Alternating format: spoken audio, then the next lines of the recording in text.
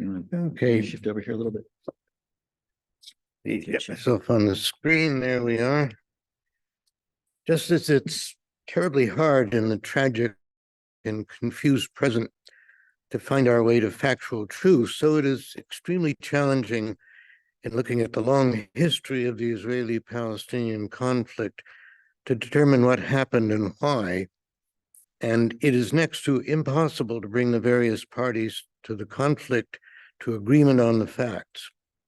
It is, however, important to make the effort, because as long as conversation among those with a stake in the outcome is distorted by misinformation and disinformation, a way forward will elude us.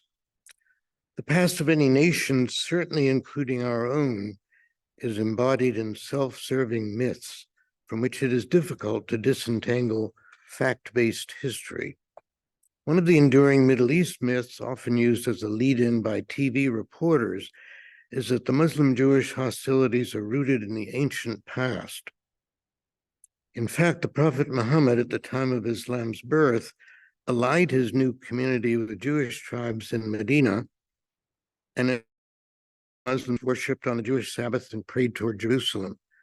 After falling out with the Jewish tribes, Jewish-Muslim relations were mixed through the centuries. Muslims have regarded Jews and Christians as the people of the book. That is to say, from the Muslim perspective, those who had received earlier incomplete revelations from Allah, which were then superseded by the revelation of the Quran. Accordingly, Jews and Christians, while not given the full rights of Muslims, enjoyed a relatively favored position. Many of them served in important government positions in various Islamic kingdoms. While there were occasional outbursts of violence against Jews in the Muslim Middle East, they did not reach the level of anti-Semitic violence in the West even before the Holocaust. Indeed, anti-Semitism is a Western Christian phenomenon, not a product of the Middle East, and it is a sad irony that many Muslims now couch their anti-Israeli statements in anti-Semitic language borrowed from the West. The rise of modern Zionism, which led to the creation of Israel, was a response to Western anti-Semitism. It arose in the late 19th century following anti-Jewish violence, particularly in Tsarist Russia, but also in Western Europe. Theodor Herzl, the author of the book Judenstaat, which provided a blueprint for the establishment of a Jewish state, was a secular Jewish lawyer and newspaperman from Vienna. He became the father of political Zionism after covering the Dreyfus trial in Paris in the 1890s and witnessing French anti-Semitism, which was matched by virulent anti-Semitism in Austria. The slogan adopted by the Zionists was "a land without people for people without a land." Truly one of the most perniciously false statements ever used to advance a people's cause. And in the 1970s, Golda Meir, then Israeli prime minister, claimed not to be aware of any such thing as the Palestinian people. These denials helped to make many Israelis impervious to the need to acknowledge Palestinian rights. And it's interesting, I think, speaking of historical comparisons, to think of the viewpoint of the European settlers in North America who saw America provided for their use by divine providence. The Zionist dream was made practically realizable by the Balfour Declaration issued in 1917 by the British Foreign Secretary in a letter to the Zionist philanthropist Baron Edmund Rothschild, stating that His Majesty's government view with favor the establishment in Palestine of a national home for the Jewish people. For both altruistic and cynical reasons, which we can explore later if you're interested, in the midst of World War I, Great Britain made a promise that contracted other promises made at the same time to the Arabs. Those of you who might remember seeing the film Lawrence of Arabia will recall that there were at least hints at this imperial double dealing in that film. In the World War I peace settlement, the British were awarded a mandate over Palestine, which was sort of a polite way of saying colony, which had been won from the Ottoman Empire. The inhabitants of Palestine were not consulted on how they wished to be governed. Interestingly, the American King Crane Commission, which did not gain official standing, determined that the Palestinians wished to rule themselves and rejected the idea of a Jewish homeland in Palestine. Interestingly, their second choice was to be under American protection. From the 1920s to the 1940s, the British developed several plans to try to split the land between Palestinians and Jews. All of these failed, and in the wake of World War II, when Jewish terrorists had killed numerous British soldiers who were there to guard the mandate, the British government turned over the problem to the United Nations in 1947. The UN proposed a partition plan rejected by the Palestinians because it gave the Jews in Palestine 55% of the territory, even though Jewish ownership comprised only 7% of the land. The US twisted the arms of the Philippine US representative and those of several Latin American countries in order to win a narrow vote for the plan. The Jews accepted the decision as it gave them a start in establishing a state, and war between Palestinians and Jews followed. And when the British evacuated Palestine in May of 1948, independent Israel was declared, and several Arab nations sent troops to fight alongside the Palestinians. The result of the war was to enlarge Israel's share of the land. Jordan, thanks to its British-trained Arab Legion, occupied the West Bank, and Egypt at the end of the war occupied the Gaza Strip. In the 1967 war, Israel seized both of those territories. Most of the Palestinians, both Muslims and Christians, either fled the fighting or were forcibly expelled from Palestine, while some remained behind and became Arab Israeli citizens, with some, but not all, of the rights of Jewish Israeli citizens. From 1948 to 1967, most Palestinians languished in camps, while general Arab support was little more than rhetorical. Frustration with this state of affairs and the Arab nations' humiliating defeat in 1967 led to the growth of terrorist groups, which carried out acts of violence to gain the world's attention. And interestingly, Hamas is, of course, a radical Islamic group, but those earlier groups included Christians, and one of the most violent groups was headed by a Christian Arab medical doctor, George Habash. It was the 1973 Arab-Israeli War, and then Sadat's dramatic trip to Israel in 1977, which opened the way for negotiations designed to bring about Arab-Israeli peace. At Camp David in 1978, which led to the 1979 Israeli-Egyptian peace treaty, Presidents Carter and Sadat understood that Israel would not build Jewish settlements in the occupied territories.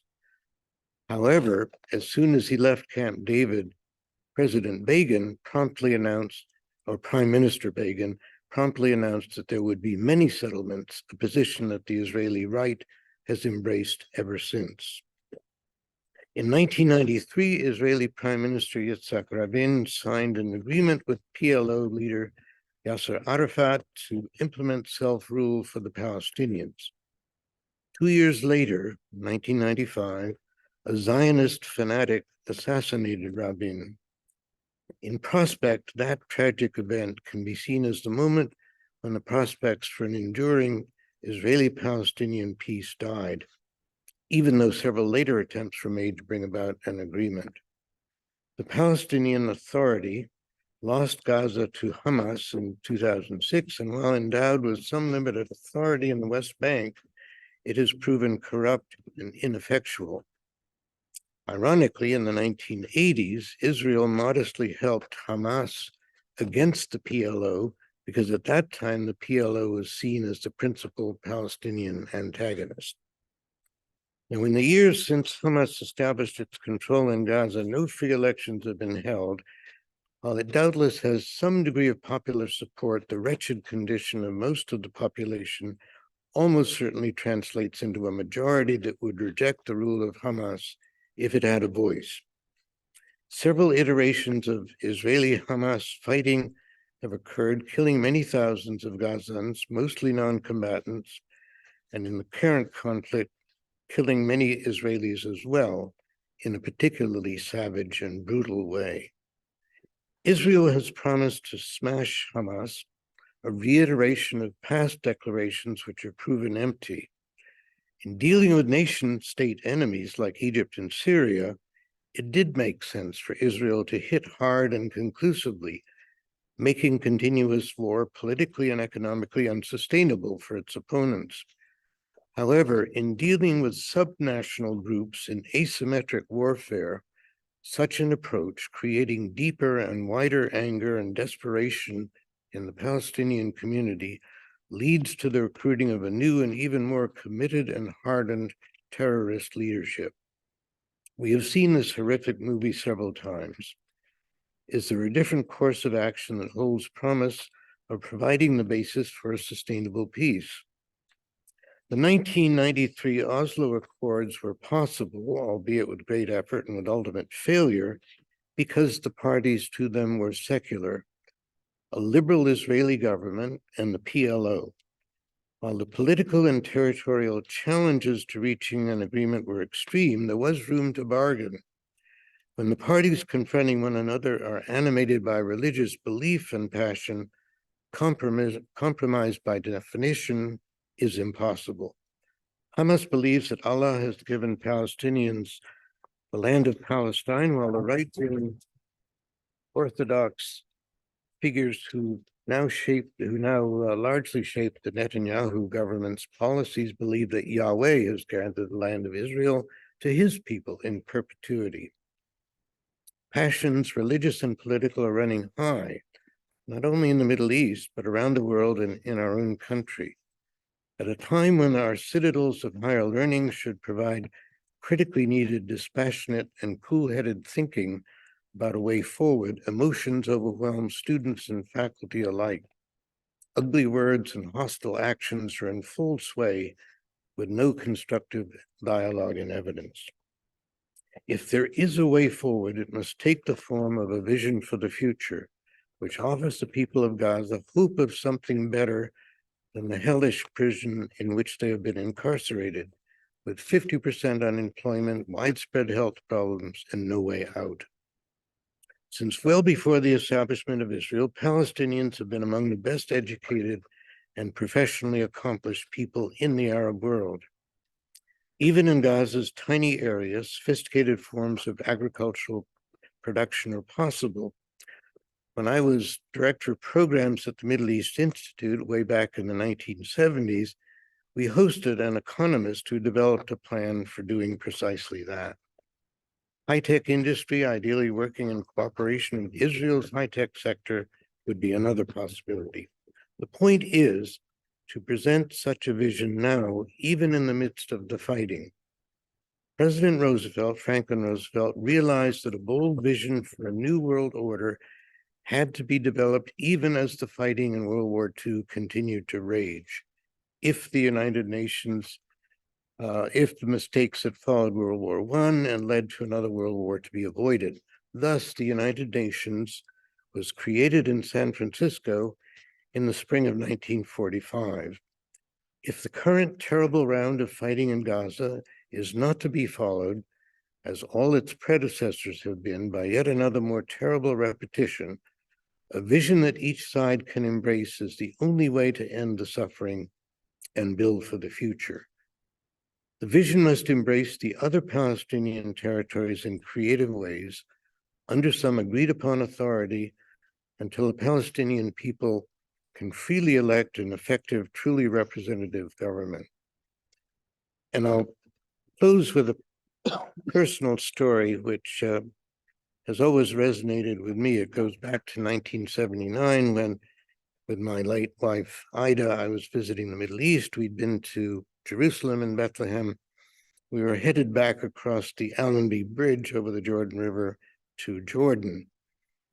And I noticed that there was a young girl, a young woman in Arab clothing, and it seemed obvious from the situation that she was Palestinian who was returning to Jordan, was in tears. She was standing in front of a tall, powerful, stern-looking member of the Israeli Defense Force. And I noticed that he reached into his pocket, he took out some coins and put them into her hand, which made it possible for her to cross the Allenby Bridge, for which she had lacked the money before. And in my mind, that represents the best of Israel, great strength, endurance, but a warmth of humanity within. And somehow I think if we're to find our way to a solution, we need to do all that we can to help that vision of Israel reassert itself and join in the peace process.